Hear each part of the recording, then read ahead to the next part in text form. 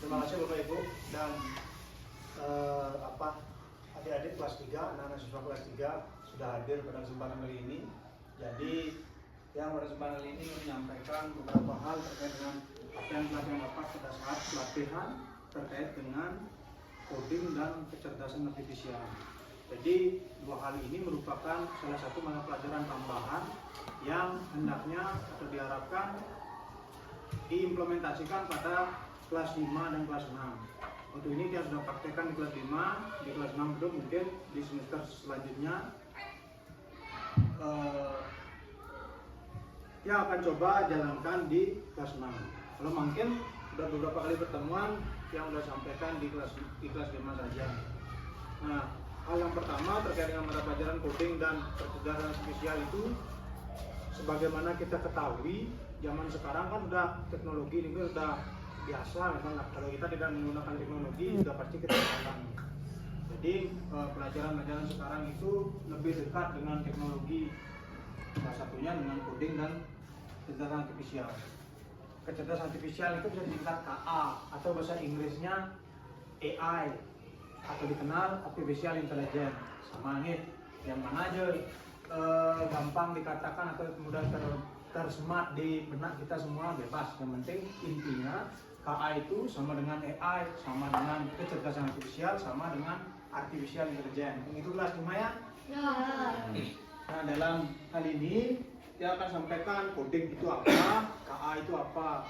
Nah, coding itu terkait sama kayak komputer. Kalau komputer itu bekerja terstruktur, dia pertama dia terima informasi, dia proses di otaknya, baru dia keluarkan.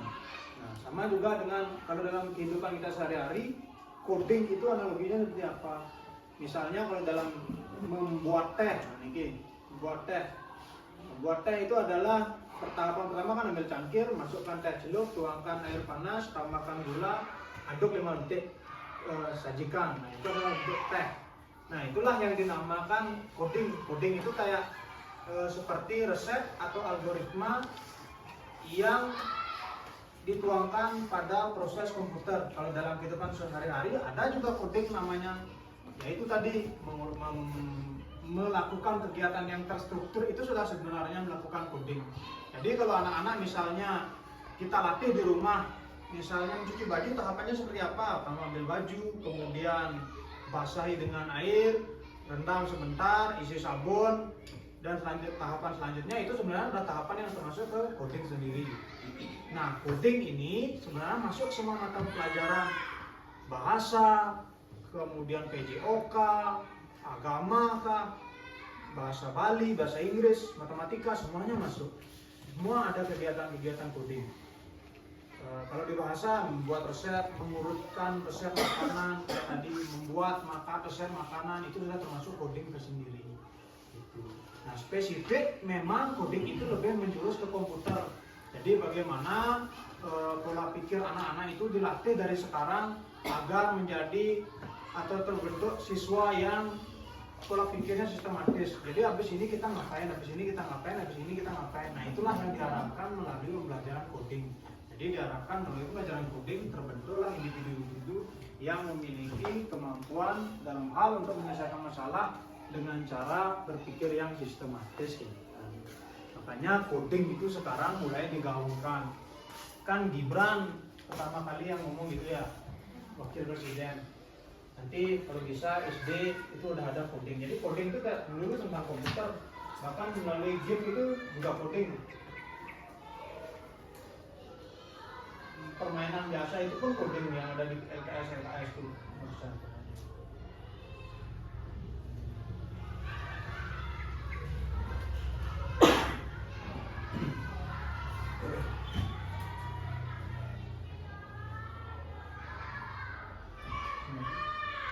Jadi internet apa sih? Jadi 4G kan, atau 4G kan? 4G? Oh.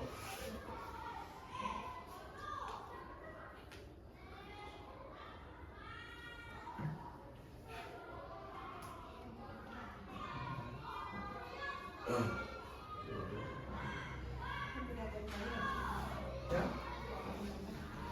Saya nggak ada nih. Ini kan tuh, Ada. Data internet apa? eh, Nah, jadi internet apa? Data internet apa? eh, Nah, jadi internet apa? Jadi Oh, Tidak ada yang kena. waduh. Oh, aduh jadi.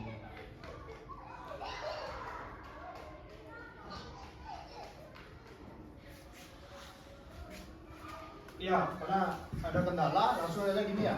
Ya contohnya kalau dalam pelajaran matematika atau misalnya bahasa kan udah ada dia mengurutkan proses makan itu dari macam coding dan lain sebagainya. Jadi bagi guru yang mengajar bahasa itu bisa mengimplementasikan kalau memang walaupun sebenarnya secara langsung sudah belajar dan mengenai coding itu sudah biasa dilatih sendiri.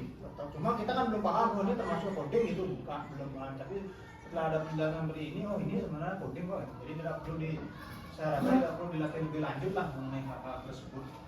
Nah, coding itu ada 4 tahapan: dekomposisi, pola, dan abstraksi, dan yang terakhir adalah algoritma. Contohnya pemecahan masalah besar menjadi bagian kecil, itu juga termasuk berpikir komputasional yang merupakan tahapan dari coding. Pengenalan pola, abstraksi, dan yang terakhir adalah algoritma. Algoritma itu ya sama kayak tadi, membuat langkah-langkah solusi yang runut. Nah itulah cara membuat resep nasi goreng itu merupakan salah satu kemampuan berpikir komputasional yang merupakan tahapan dari coding tersendiri. Kemudian abstraksi, bagaimana kita bisa fokus terhadap permasalahan sendiri. Ada bahasa kan biasanya soalnya panjang, dan kemudian ditanya apakah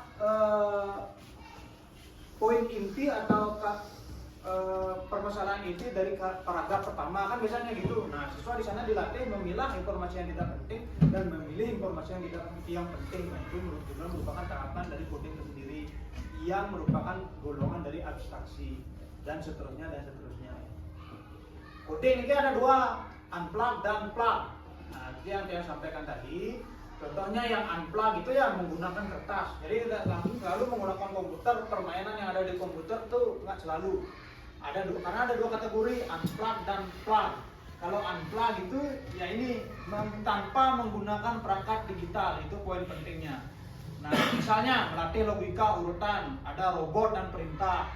Kemudian permainan peta harta karun, nanti ada misalnya maps, isi gambar LKS, isi peta gimana caranya ke jalan ke sini, mana yang paling efisien gitu jalannya. Atau misalnya kayak Google Map kan banyak jalan.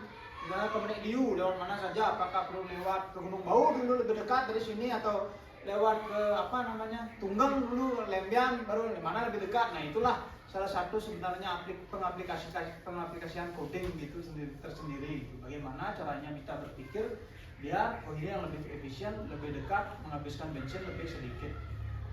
Lanjutnya menyusun cerita ya seperti tadi. Plugnya gimana? Menggunakan komputer dengan tablet seperti Scratch, JR, Blockly, kemudian platform kode dan membuat kuis sederhana. Nah, ini yang belum pelajari, jujur sama sekali yang juga kurang paham dengan menggunakan aplikasi coding di web itu. Nah, ini udah bisa Pak. Jadi kebanyakan yang digunakan adalah unplug sendiri, menggunakan LKS. Lantas implementasinya di kelas seperti apa? Bisa menggunakan plug, bisa menggunakan unplug, terserah presentasinya. Lebih sering menggunakan plug kah? Boleh, unplug boleh juga. Nah, manfaatnya seperti ini juga, yang seperti yang sampaikan, ada matematika juga ada, di bahasa Indonesia juga ada, seni budaya dan seterusnya juga ada. Kegiatannya contohnya menggunakan plug, unplug bisa. Nah, nanti akan dipelajari lebih lanjut. Selanjutnya apa? Tentang KA. KA itu sendiri adalah kecerdasan artifisial. Yang sudah sampaikan bahwa salah satu contoh kecerdasan artifisial itu seperti ChatGPT, Gemini yang kemarin. Nah, di mana KA ini itu biasanya salah satu program yang bisa dikategorikan sebagai otak digital, di mana dia bisa terus belajar. Dari mana dia belajar? Dari pola-pola yang kita masukkan di komputer. Di Google kadang kita ngetik misalnya baju, itu kan muncul baju hari raya gitu biasanya, misi saran-saran di bawahnya. Atau di Shopee, atau tanpa kita tahu apa-apa melihat TikTok sudah muncul produk yang kita inginkan. Misalnya kita pernah ngetik di Google alat pel, itu di TikTok biasa muncul saran-saran alat pel yang murah kan gitu biasa. Nah, itu adalah contoh dari KA itu sendiri. Dia bisa menyesuaikan, dia bisa mengetahui algoritma yang ada, oh ibunya, usernya ini, orangnya ini kayak pengen alat pel gitu, makanya dia muncul alat pel lah, iklan alat pel muncul di Shopee. Di Facebook juga gitu, misalnya kita dapat ngetik di Google atau apa tentang Magicom atau apa, di Facebook bisa muncul iklan-iklan Magicom lah, iklan sepatu lah, karena kita pernah melakukan itu di HP yang kita inginkan. Yang kecil-kecil misalnya anak-anak misalnya pernah ketik Simbar gitu, pasti nanti muncul di TikTok lihat-lihat Simbar banyak. Yang dua biasanya misalnya tukang tajam, orang jual ayam biasa muncul itu pasti, karena itulah algoritma. Kemampuan KA sekarang itu sudah besar sekali, bisa mengetahui apa yang kita inginkan. KA itu tentu ada etika dalam penggunaannya, keadilan, tanggung jawab, transparansi. Dimana kalau kita menggunakan KA, contohnya ChatGPT, edit foto orang, itu harus sesuai norma. Jangan sampai kita edit foto orang dengan hal yang tidak. Nah, contoh KA yang pernah sampaikan ke siswa ini misalnya, internetnya hilang.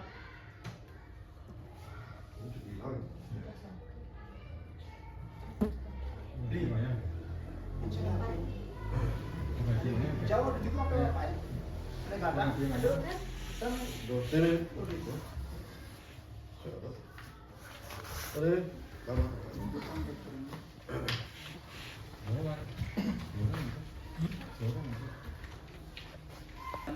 Atau apa yang kalian dapat itu informasinya diajarkan oleh guru kelas 5, tambah guru kelas 6 gitu.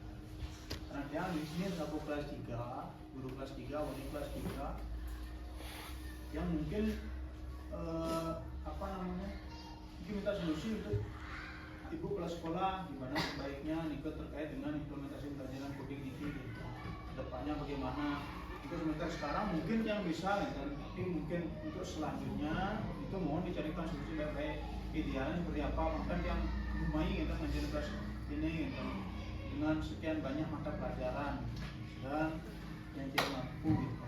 Kalau memang difokuskan kelas 5 niki, kalau memang sesuai permen misalnya nanti wajib minta edaran dari dinas, wajib niki diajarkan gitu.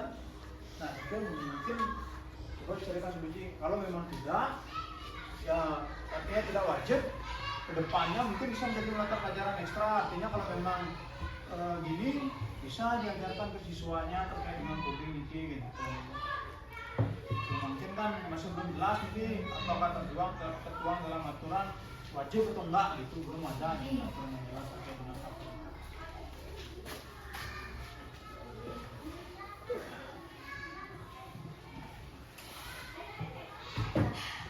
Sekian, ada yang ingin ditanyakan kira-kira dari Bapak Ibu?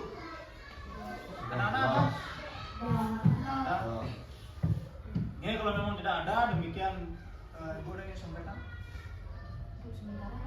Ada.